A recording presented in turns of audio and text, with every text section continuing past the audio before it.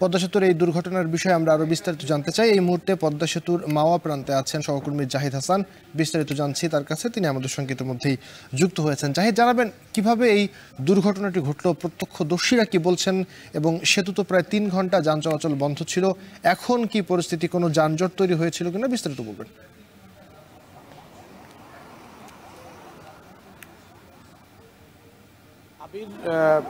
পদ্মা সেতুর 2 নম্বর পিলারে মাওয়া প্রান্তে যে 2 নম্বর পিলার, সেই বরাবর দুর্ঘটনাটি ঘটে। এটি খুলনা থেকে ঢাকামুখী যে পরিবহন, ইমাদ পরিবহন, সেই পরিবহনের সাথে তেলবাহী একটি ট্রাকের ধাক্কা লাগে এবং সেখানেই ঘটনাস্থলে একজন মারা যান এবং হাসপাতালে নেওয়ার পথে আরেকজন মারা যান এবং প্রায় 20 জনের মতো তারা অল্প আহত হয়েছেন, আরও 2 জনের অবস্থা গুরুতর। তারা মুন্সিগঞ্জের হাসপাতালে তাদেরকে পাঠানো হয়েছে। এখানে ঘটনার পরপরেই ফায়ার সার্ভিসের সদস্যরা এখানে এসেছেন, সেনাবাহিনীর সদস্যরা এখানে এসেছেন। তারা এখানে এসে এই যান চলাচল স্বাভাবিক করার চেষ্টা করছেন। প্রায় 3.5 ঘন্টা যান চলাচল বন্ধ ছিল এবং 3.5 ঘন্টা যান চলাচল বন্ধ থাকার পরে কিছুক্ষণ আগে যান চলাচল স্বাভাবিক করে দেওয়া হয়েছে এবং নিয়ন্ত্রিতভাবে, যাতে কোনো ধরনের দুর্ঘটনা পুনরায় না ঘটে বা তাড়াহুড়ার কারণে যাতে এই যানজটটি, এই যে যান চলাচল বন্ধ, এই যানজট যাতে আরও লম্বা না হয় এবং যারা এই সেতুর উপরে আটকা পড়েছিলেন ওই বাস থেকে, তাদেরকে বিভিন্ন পরিবহনে সেনাবাহিনীর সহায়তা, ফায়ার সার্ভিসের সহায়তায় তুলে দেওয়া হচ্ছে। এবং দীর্ঘ যানজট যেটি হয়েছে, এটি পদ্মা সেতুর জাজিরা প্রান্ত ছাড়িয়ে অনেক দূর চলে গেছে, যেটি ফায়ার সার্ভিসের পক্ষ থেকে তথ্য জানানো হয়েছে।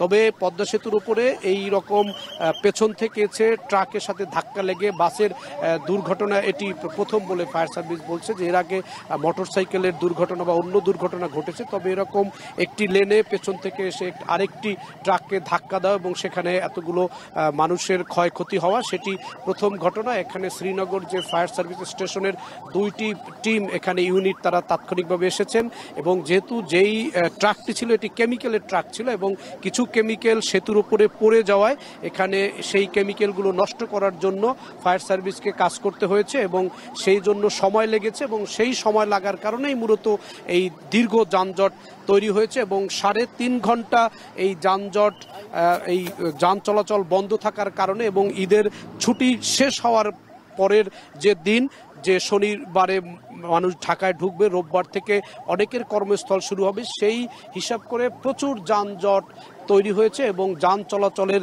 এখানে এখন সেটি স্বাভাবিক ধীর গতিতে চলছে। তাদেরকে যাতে কোনো ধরনের বিশৃঙ্খলা না হয় এবং বাড়তি কোনো ধরনের দুর্ঘটনার সম্ভাবনা না থাকে, সে বিষয়টি লক্ষ্য রেখে মূলত ফায়ার সার্ভিসের সদস্যরা এবং সেনাবাহিনীর সদস্য এখানে কাজ করছেন এবং তারা পুরো ঘটনাস্থলে এখনও রয়েছেন।